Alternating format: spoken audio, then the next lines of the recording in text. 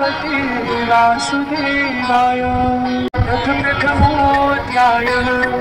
धृतराष्ट्र उवाच धर्मक्षेत्रे कुरुक्षेत्रे समवेतायुयोत्सवः मामकाः पाण्डवाश्चैव किमकुर्वत सञ्जय। सञ्जय उवाच दृष्ट्वा तु पाण्डवानीकं व्यूढं दुर्योधनस्तदा आचार्यमुपसंगम्य राजा वचनमब्रवीत् पश्यैतां पाण्डुपुत्राणाम् आचार्य महतीं च मूं व्यूढां द्रुपदपुत्रेण तव शिष्येण धीमता अत्र शूरा महेश्वासा भीमार्जुनसमायुधे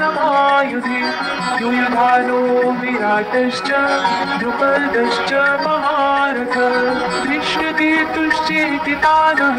काशीराजश्च वीर्यवान् पुरुजित् कुन्तिभोजश्च शैब्यश्च नरपुङ्गवः युधामन्युश्च विक्रान्तः उत्तमौजाश्च वीर्यवान् सौभद्रो द्रौपदेयाश्च सर्व एव महारथाः अस्माकं तु विशिष्टाये तान् निबोध द्विजोत्तमा नायका मम सैन्यस्य सञ्जातं तान् ब्रवीमि ते भवान् भीष्मश्च कर्णश्च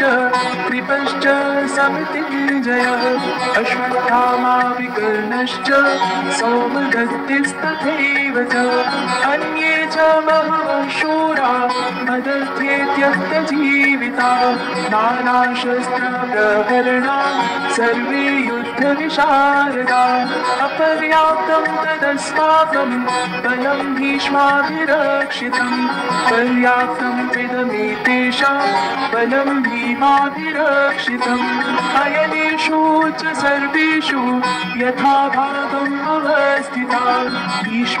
भीष्ममेवाभिरक्षन्तु भवन्तः सर्व एव हि तस्य सञ्जनयन् हर्षं कुरुविद्धः पितामहः सिंहनादं विनद्वोच्चैः शङ्खं दद्मौ प्रतापवान् ततः शङ्खाश्च भीर्यश्च प्रणवानकगोमुखाः सहसैवाभ्यहन्यन्त सशब्दस्तु मुलोऽभवत् ततः श्वेतैर्भयैर्युक्तैः महती स्यन्दने स्थितौ माधवः पाण्डवश्चैव दिव्यौ शङ्खौ प्रदध्मतु पाञ्चजन्यं ऋषिकेशो देवदत्तं धनञ्जयः पौण्ड्रं दद्मौ महाशङ्खं भीमकर्मावृकोदरः अनन्तो विजयं राजा कुन्तीपुत्रो युधिष्ठिरः नकुलः सहदेवश्च सुघोषमणिपुष्पकौ काश्यश्च परमेश्वासः शिखण्डी च महारथः धृष्टद्युम्नो विराटश्च सात्यकिश्च पराजितः द्रुपदो द्रौपदेयाश्च सर्वशः पृथिवीपते सौभद्रश्च महाबाहो शङ्खान् दद्मुः पृथक् पृथक् सघोषो धातराष्ट्राणां हृदयानि प्रधारयत् नभश्च पृथिवीं चैव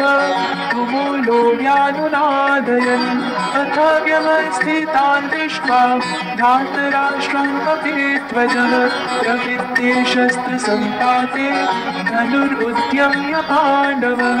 ऋषिकेशं तदा वाक्यम् इदमाह महीपते अर्जुन उवाच सेनयोरुभयोर्मध्ये रथं स्थापयाम्यच्युत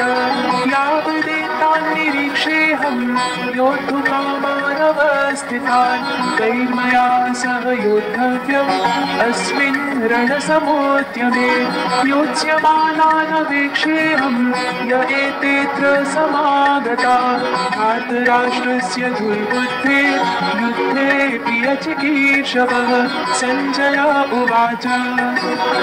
एवमुक्तो ऋषिकेशो गुडाकेशेन भारत सेनयोरुभयोर्मध्ये स्थापयित्वा रथोत्तमम् भीष्मद्रोणा प्रमुखतः कृष्णः सर्वेषां च महीक्षिता उवाच पार्थ पश्यैतान् समवेतान् पुरोहिते तत्रा पश्यत् स्थितान् पार्थः पितॄनथ पितामहान् आचार्यान् मातुलान् भ्रातॄन् पुत्रान् पौत्रान् सखींस्तथा श्वशुरान् सुहृदश्चैव सेनयोरुभयोरपि तान् समीक्ष्य स कौन्तेय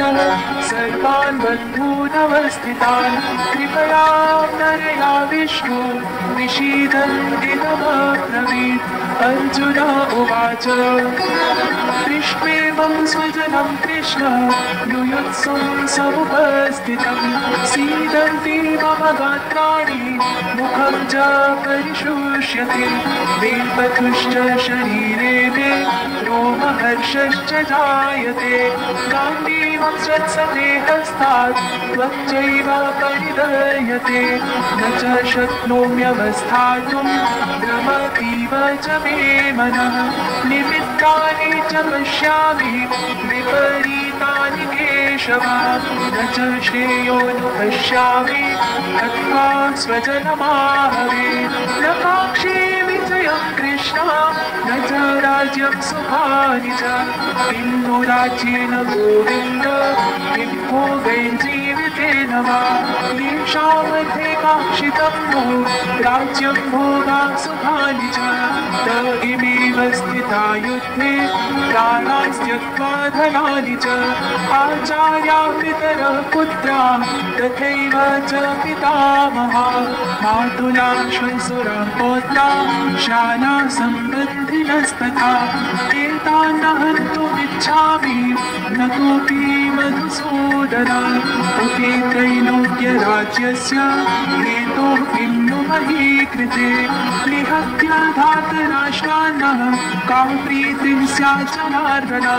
काममेवाश्रये तस्मात् हत्वैतानातनायिनः तस्मान्नार्हा वयं हन्तुं धातराष्ट्रान् स्वबान्धवान् स्वजनं हि कथं हत्वा सुखिनं स्याम माधव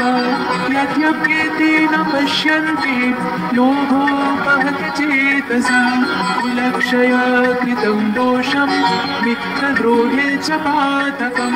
कथं न ज्ञेयमस्माभिः पापादस्मान् निवर्तितुं कुलक्षय कृतं दोषं प्रपश्यद्भिर्जनार्दन कुलक्षये प्रणश्यन्ति कुलधर्मान् सनातनान् धर्मे नष्टे कुलं कृत्स्नम् अधर्मोऽभिभवत्युत अधर्माभिर्भवात् कृष्णः प्रदुष्यन्ति कुलस्त्रियः स्त्रीषु दुष्टासु वार्ष्णेय जायते वर्णसङ्करः सङ्करो नरकायैव कुलज्ञानां कुलस्य च पतन्ति पितरो येषां लुप्तपिण्डोदकक्रिया दोषैरितैः कुलज्ञानां वर्णसङ्करभारतैः उत्साद्यन्ते जातिधर्मा कुलधर्माश्च शाश्वता उत्सन्ना कुलधर्माणां मनुष्याणां जनार्दन नरके नियतं वासो भवतीत्यनुशुश्रुमा अहो गत महत्पापं कर्तुं व्यवसिता वयं यद्राज्यसुखलोभेन हन्तुं स्वजनमोद्यता यदि मां प्रतीकारम् अशस्त्रं शस्त्रपाणय धातराष्ट्रारणे हन्यस्तन्मे क्षेमतरं भवेत् सञ्जय उवाच देवमुक्त्वार्जुनः सङ्ख्ये रघुपस्थ उपाविशत् विसृज्य सशरं चापं शोकसंविघ्नमानसः। ओम तत्सदिति श्रीमद्भगवद्गीतासु उपनिषत्सु ब्रह्मविद्यायां योगशास्त्रे श्रीकृष्णार्जुनसंवादे अर्जुनविषादयोगो नाम प्रथमोऽध्यायः।